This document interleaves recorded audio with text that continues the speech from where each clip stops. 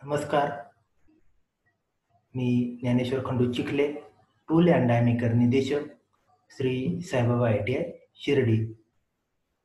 तर आजच्या या व्हिडिओच्या माध्यमातून आज आपण एस्टिमेशन अँड मेंटेनन्स रेकॉर्ड संदर्भात माहिती पाहणार आहोत. Estimation and maintenance record. तर या संदर्भात माहिती पाहत असताना आपण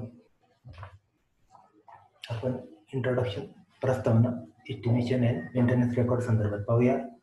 तर एखाद्या जॉबवर ऑपरेशन करताना त्यातील बॅचच्या संख्येनुसार त्या जॉबवर होणारा अंदाजे खर्च काढण्याची एस्टिमेशनची पद्धत आहे.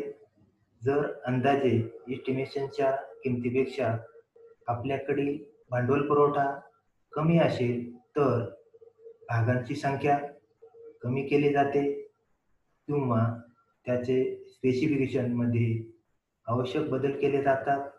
त्यासाठी खाली महत्त्वपूर्ण गोष्टींची अंदाजे एस्टिमेट करताना आवश्यकता असते. त्यामध्ये एक महत्त्वाच्या भागांचे म्हणजेच पार्टचे ड्रॉइंग प्लॅन, त्यामध्ये इलेव्हेशन आणि मुख्य भागाचे सेक्शन व्ह्यू याची गरज भासते. 2. मटेरियलचे गुणधर्म तसेच कामगाराचे असणारे आवश्यक गुण याची सविस्तर माहिती असणे गरजेचे असते. 3. चालू वर्षाचे नियोजित दर मशिनिंगचे माहिती असणे आवश्यक आहे. 4. एस्टिमेशन ही पार्टच्या बनवायच्या संख्येवर उपलब्ध माहितीनुसार करण्यात आलेली इनपुट डाटा माहिती आहे. 5. जर एस्टिमेट चुकीचे असेल तर होणारा खर्च वाढीव असेल. जर एस्टिमेट कमी किमतीचे असेल तर उत्पादन खर्च वाढीव असेल तर मिळणारा मूळ रिझल्ट अपेक्षेपेक्षा उत्पादन कमी असेल. तर याचबरोबर किमतीमध्ये उत्पादनाच्या अंदाजे किमतीचा यामध्ये समावेश होतो. चांगले एस्टिमेट हे वस्तूची खरी किंमत दाखविते. त्यामध्ये पार्ट निहाय म्हणजे भाग निहाय किमतीचा एस्टिमेशन मध्ये उल्लेख होतो. तर अशा प्रकारे ही या प्रकरणासंदर्भात आपण प्रस्तावना इंट्रोडक्शन आपण अभ्यासली. त्यानंतर आपण एस्टिमेशन शीट फॉर्मॅट 4 आपण पाहणार आहोत. एस्टिमेशन शीट फॉर्मॅट 4 त्याच्यामध्ये या ठिकाणी पहा, एस्टिमेशन फॉर्मॅट 4 मध्ये पार्ट नेम दिलेले आहे. बेस प्लेट आहे, त्या पार्टचा नंबर दिलेला आहे. त्याच्यानंतर असेंब्ली शेअरिंग मशीनचा असा पार्ट आहे, त्या असेंब्लीचा नंबर या ठिकाणी दिलेला आहे. पार्ट नंबर 1 मटेरियल आहे, त्या पार्टसाठी वापरलेलं FE 310.0 रॉक मटेरियल आहे. त्याची साईज दिलेली आहे 305/227 x 20. इन्सर्ट पार्ट ड्रॉइंग म्हटलेलं आहे या ठिकाणी. त्याच्यानंतर ऑपरेशन क्रम दिलेला आहे. ऑपरेशनचं वर्ण ऑपरेशन डिस्क्रिप्शन दिलेलं आहे. मशीन ऑपरेशनसाठी कोणत्या लागणारे एस्टिमेटेड टाइम दिलेला आहे. रेट पर आवर्स. तुम्ही या फॉर्मॅटमध्ये setting and aligning the job on table, आपण कुठल्या जॉब मशीनवर ऑपरेशन करताना पकडतो त्यावेळेस त्यासाठी लागणारं सेटिंग, किती मशीन किती वेळ लागला त्याची या ठिकाणी नोंद घेतली जाते. त्याच्यानंतर setting and aligning job on table, mount arbor on cutter, milling 10 minute, set speed and feed मिलिंगचं स्पीड सेट करायला 2 minute, aligning the cutter position milling 2 minute, align cutter in position milling 2 minute, mill 4 side 4 side आपल्याला milling करायची आहे, त्यासाठी 50 मिनिटं वेळ अशा ठिकाणी दाखवलेले उदाहरणादाखल. मार्क 45 डिग्री अँगल 8 मिनिट वेळ आणि 45 डिग्रीसाठी इंस्ट्रुमेंट दिलेले vernier bevel protractor, corner hat gauge इत्यादी. त्याच्यानंतर set and clamp the job 10 minute, mill 45 opposite side 10 minute, set clamp other side 20 minute. अशा प्रकारे या ऑपरेशनसाठी म्हणजे आणि त्यासाठी कोणतं ऑपरेशन प्रकार, मिलिंग, त्याच्यानंतर त्याच्यात लागणारा वेळ, ही सर्व माहिती या ठिकाणी या एस्टिमेशन शीट फॉर्मॅट 4 मध्ये दिलेली असते किंवा दाखवावी लागते. त्याच्यानंतर पुढचा फॉर्मॅटचा प्रकार आहे maintenance log format 5. Maintenance log format number 5. तर यामध्ये या फॉर्मॅटमध्ये मशीननी करण्यात आलेल्या वेगवेगळ्या मेंटेनन्सची सविस्तर माहिती दर्शवली जाते. मेंटेनन्सची सविस्तर अशी माहिती यामध्ये दर्शवली जाते. त्यामध्ये पहा मेंटेनन्स लॉग फॉर्मॅट, त्या ऑर्गनायझेशन नेम, ते संस्था, कंपनी किंवा आस्थापनेचं या ठिकाणचे नाव, कोणत्या डिपार्टमेंटची ती मशीन आहे, त्या डिपार्टमेंटचं नाव, सेक्शन विभाग कोणता आहे तो, त्याच्यानंतर कोणत्या प्रकारची मशीन आहे मेंटेनन्ससाठी त्या मशीनचं नाव, त्याच्यामध्ये अशी कॉलम दिलेली, serial number, date, nature of fault, म्हणजे 1 नंबर उदाहरणार्थ त्या ठिकाणची त्या दिवसाची तारीख, काय फॉल्ट झालेलं आहे, मेकॅनिकल, इलेक्ट्रिकल, गिअर मेंटेनन्स काय, त्यानुसार त्या nature of fault, details, rectification turn काय त्याच्यावर कारवाई केली आणि त्या सुपरवायझरची इन्चार्जची या ठिकाणी सही, असे तारखेने या ठिकाणी नोंदी या फॉर्मॅटमध्ये मेंटेनन्स लॉग फॉर्मॅटमध्ये घेतल्या जातात. त्याच्यानंतर पुढचा मुद्दा आहे history sheet of machinery equipment format 7 किंवा 6. History sheet of machinery equipment format 6.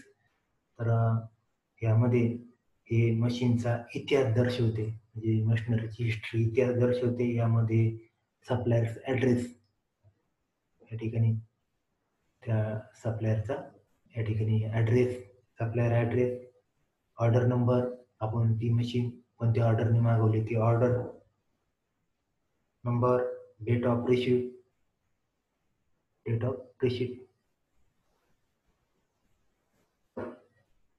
त्याचप्रमाणे installation and place date, communication and machine dimensions, तसेच मशीनचे वजन, वेट, त्याची साईज, मशीनची किंमत, ड्राईव्ह मोटरची माहिती, या ठिकाणी ड्राईव्ह मोटरची माहिती, स्पेअर पार्ट, करण्यात आलेली मोठ्या स्वरूपातील दुरुस्ती,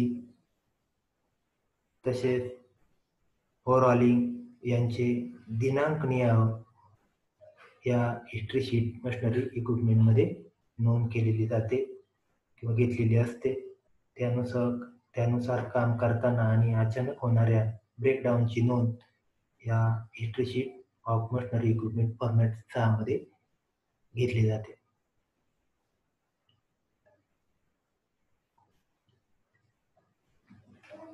त्याच्यानंतर पुढचा मुद्दा आहे checking for preventive maintenance inspection format 7. तर यामध्ये हे निरीक्षण काळात नोंदवण्यात आलेली महत्त्वपूर्ण डॉक्युमेंट आहे. निरीक्षण काळात नोंदवण्यात आलेले महत्त्वपूर्ण डॉक्युमेंट आहेत. यामध्ये प्रत्येक भागाचे सविस्तर फंक्शनिंग म्हणजे कार्यची माहिती, दोष, तसेच त्यासाठी करण्यात आलेल्या उपाययोजनांची माहिती यामध्ये असते. यामध्ये मेंटेनन्सचे नियोजन करणे सोपे जाते, की ज्यामुळे आपले मशीन, यंत्र, उपकरण याचे होणारे ब्रेकडाऊन आपणास कमी करता येते. अशा प्रकारे ही माहिती या प्रिव्हेंटिव्ह मेंटेनन्स रेकॉर्ड फॉर्मॅट 7 मध्ये घेतली जाते. त्यामध्ये संस्थेचं नाव, डिपार्टमेंट, विभाग, सेक्शन, मशीनचं नाव, मशीनचा नंबर, त्या मशीनचा नंबर आणि मॉडेल नंबर आणि कोणत्या कंपनीचे मेक. त्याच्यामध्ये खाली आपण हे level of the machine, good working आहे, सॅटिस्फॅक्टरी आहे, डिफेक्टिव्ह आहे, हे वेळोवेळी चेक केलं जातं. त्याच्यामध्ये belt, chain and heat tension, अशा प्रकारे ही माहिती हे आपण मशीनच्या आलेल्या दोषांनी त्या ठिकाणी आपण चेक करतो आणि त्यानुसार तिची कंडिशन कशी गुड वर्किंगमध्ये आहे, सॅटिस्फॅक्टरी जे समाधानकारक आहे, काही दोषयुक्त असेल तर त्याची नोंद, प्री-मेडिकल काय आपण त्यामध्ये काय उपाय आपण केला ते या ठिकाणी याच्या नोंदी या चेकलिस्टमध्ये आपण घेत असतो. तर अशा प्रकारे आज आपण या व्हिडिओच्या माध्यमातून माहिती घेत असताना या एस्टिमेशन आणि मेंटेनन्स रेकॉर्डमध्ये एस्टिमेशन अँड मेंटेनन्स रेकॉर्डमध्ये आपण माहिती पाहत असताना एखाद्या जॉबवर ऑपरेशन करत असताना त्यातील बॅचच्या संख्येनुसार त्या जॉबवर होणारा अंदाजे खर्च काढण्याची ही एस्टिमेशनची पद्धत आहे. त्याचप्रमाणे यामध्ये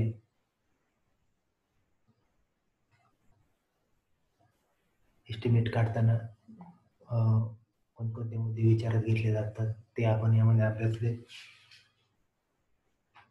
त्याचबरोबर त्याच्यामध्ये पण पुढचा मुद्दा मेंटेनन्स लॉग फॉर्मॅट मध्ये यामध्ये मशीन करण्यात आलेल्या वेगवेगळ्या मेंटेनन्सची नोंद या मेंटेनन्स फॉर्मॅटमध्ये घेतली जाते.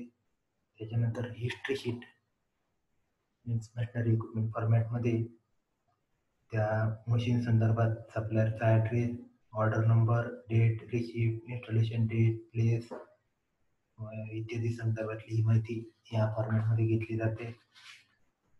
त्यानंतर चेकलिस्ट संदर्भात माहिती पाहत असताना चेक लिस्ट आणि प्रिव्हेंटिव्ह मेंटेनन्स संदर्भात तर हे निरीक्षण काळात नोंदवण्यात आलेले महत्त्वपूर्ण डॉक्युमेंट यामध्ये प्रत्येक भागाचं सविस्तर फंक्शनिंगची माहिती, दोष तसेच त्यासाठी करण्यात आलेल्या उपाययोजनाची माहिती मेंटेनन्सचं यामुळे नियोजन करणं सोपं जाते आणि ज्यामुळे की आपले मशीन उपकरण हे ब्रेकडाऊन कमी प्रमाणात आपल्याला राखता येतं. तर याची नोंद घेत असताना ते गुड वर्किंग, सॅटिस्फॅक्टरी आणि डिफेक्टिव्ह आणि त्याच्यावरचे उपाय अशा प्रकारच्या या फॉर्मॅट संदर्भातली माहिती अभ्यासली. तर आजच्या या